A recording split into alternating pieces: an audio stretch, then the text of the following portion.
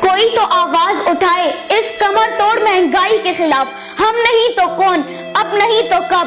باپ سارا دن محنت کر کے بھی بچوں کے لیے 2 وقت کی روٹی نہیں کما سکتا.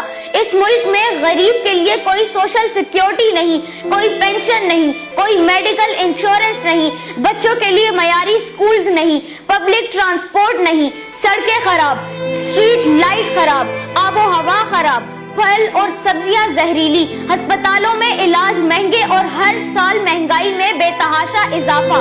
ٹیکس کے نام پر غریب عوام کو لوٹا جا رہا ہے.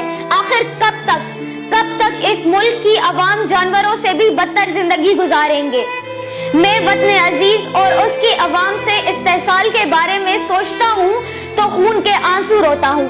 اسی عوام نے پہلے جنرل ایوب خان کو چینی مہنگی کرنے پر گھر بیچ دیا تھا.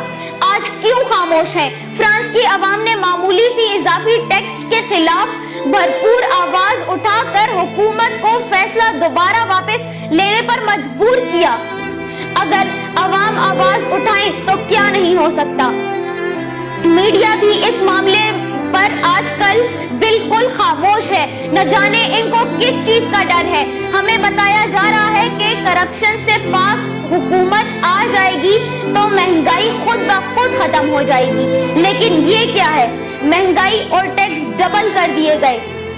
صرف 1 لیٹر پیٹرول پہ عوام سے 40 روپے ٹیکس لیا جا رہا ہے. ملک کے تمام سرکاری ادارے چھری لے کر کسائی بن گئے ہیں. مگر اب وقت آ چکا ہے کہ کسی شخص کی محبت اور تکلیف کے بجائے اس پیارے ملک اور اس کے غریب عوام کے بارے میں سوچا جائے. میری اس ویڈیو کو لائک اور شیئر کرنا نہ بھولیے تاکہ میرا یہ پیغام ملک کے کونے کونے تک پہنچ جائے اور حکام بالا جاگ جائیں. پاکستان زندہ باد.